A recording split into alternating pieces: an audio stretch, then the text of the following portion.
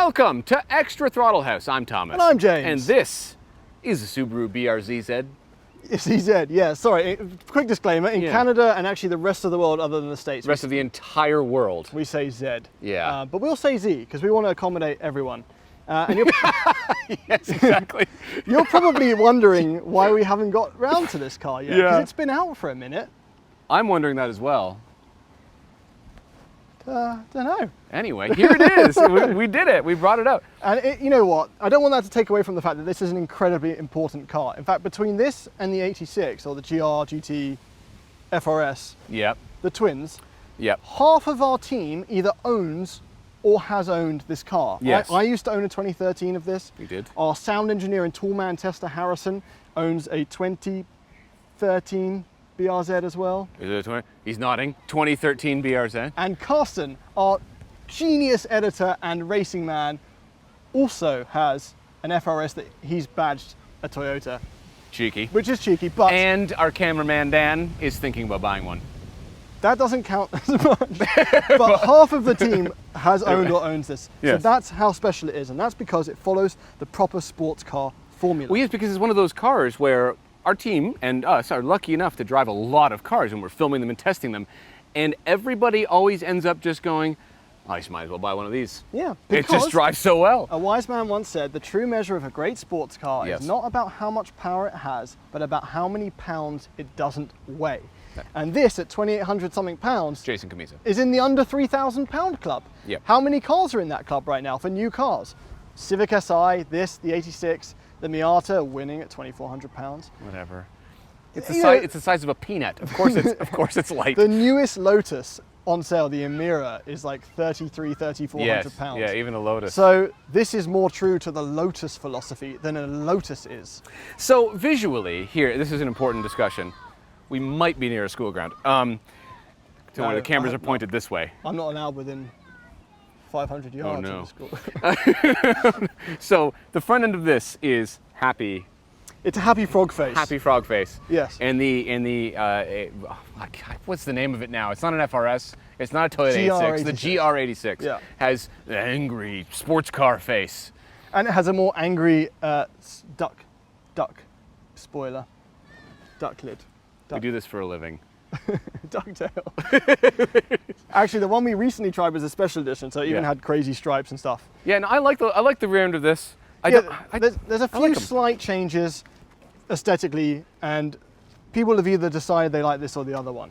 There's also some other things We have going choice on. is the important thing here. Sure, and well, in Canada we get this for a slight deal. This is $2,000 cheaper than the 86 in Canada. That's weird. Whereas I think in US there's a price parity. So this is the Sport Tech. It's the fully optioned manual, and it runs about 35,000 Canadian, or this in US. Which is a good price for how much car you get now, especially considering we know after testing the 86, GR86, that they have fixed a few of the key issues, like the torque dip, and obviously when we drive it, Yeah, we'll but be reminded of these This things. even but has some mechanical differences though to that car. It does. Shall we investigate them? Yeah. I've been driving this a lot. Did you want to drive? Okay. Okay. All right. Woo! Little chirp. 228 horsepower from a Yes. 2.4 litre boxer engine that has had no problems at all. Zero things have happened to the twin car on the track where the manufacturer didn't honor the warranty. That wasn't Subaru. No, that was Toyota. That was Toyota. No, a lot of stuff is coming out about this. People are concerned about this FA engine because there's an issue with apparently oil pickup, oil pressure on long right-hand sweepers on the track, even on the stock tires. That level of stickiness. Bump. And yeah, that's a bump. Pretty stiff. 50% stiffer than the outgoing BRZ.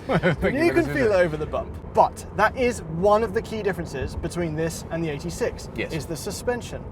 So the 86 or 86 has a stiffer rear end and a softer front end. This Yes. is the opposite. It's the opposite of that. So it's kind of on brand, right? The Toyota want it to be more drifty, more tail happy. Yep. Just like the Supra, which is so tail happy. It's the mostest tail happy. Whereas this Yeah. is more Subaru, and Yeah. it's more understeery and friendlier to the Yeah. daily drive. Yeah, it's not just the sway bars. Well, the sway bars in the front, actually, this one has got a hollow sway bar. Yes. To save some weight. And it has some aluminum suspension components. I don't know exactly, but I believe it's the knuckle. It's the knuckle, right? Yeah, Steering knuckle? Which is iron in the Toyota. Right, so we save a little bit of unsprung mass, which is nice.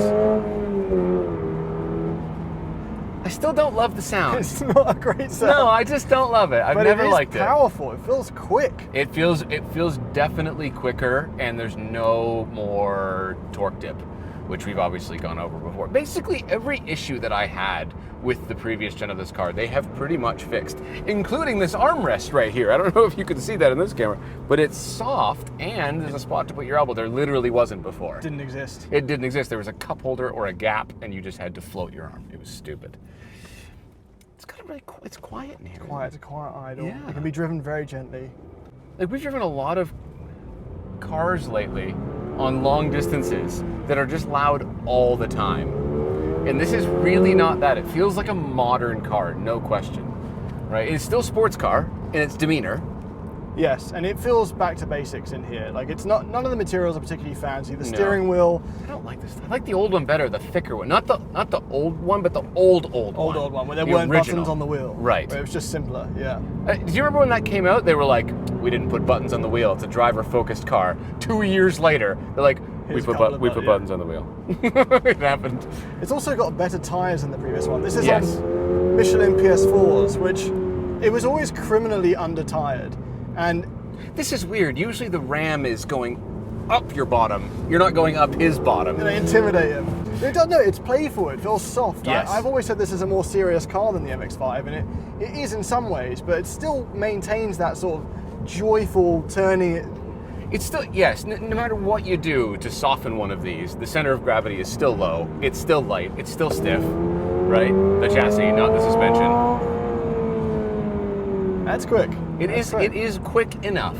And no question. It's naturally aspirated, so you get to feel it. Mm-hmm. This is a quieter front end on this. Yeah. So like when I drove on these exact roads, I drove the 8.6 recently. Our sound man Harrison had it for the week, and the front end was like a little darty. It was a little sharp.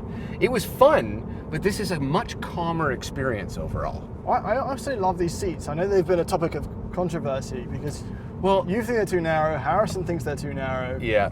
The thing was that the previous gen did that really good thing that the Type R did, which is make the bolsters vertical and put them far apart, so that you have a nice big spot to sit. This one has done the bolsters on an angle, so you're kind of sitting on the bolster a little bit. I feel that. I don't mind it though. Look, I drove when I bought my BRZ. I bought it in 2015. I bought it used, and I drove it immediately from Toronto. I bought it on a Monday, and on Tuesday I drove to Texas. Where you got coal rolled. I did get coal rolled. Why do you bring that up every time? This is so funny. It was emasculating. So naturally, the next step was to buy a Miata. If that hadn't happened, maybe I wouldn't own an MX-5. Whoa. We'll still do that. Yeah, so I still had traction control on there. That was with traction control on? Yes, because this, like the MX-5, has a very...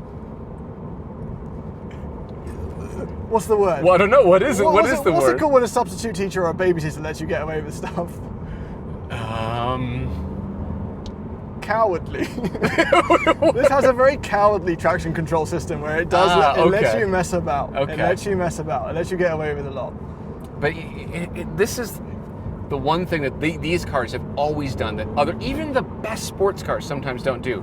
When the rear goes in one of these, it feels so flat. You can really feel it.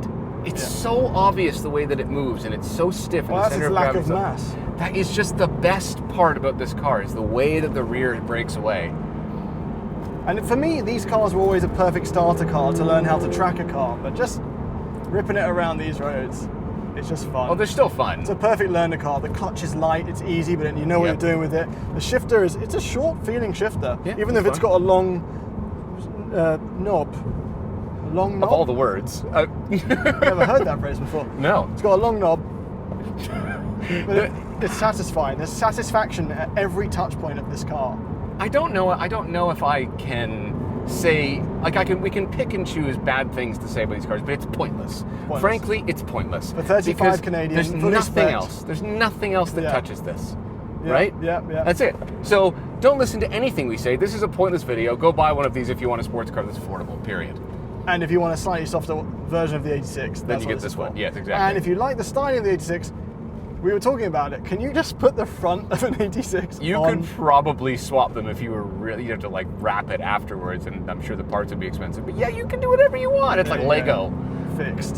Right. Fixed. One of the best looking, best driving cars, not just under 40 grand, but under 70 grand. Even under 150 grand in terms of the way it feels. There you go. This is a $150,000 sports car. That's quite a conclusion. And that is what some dealers will charge.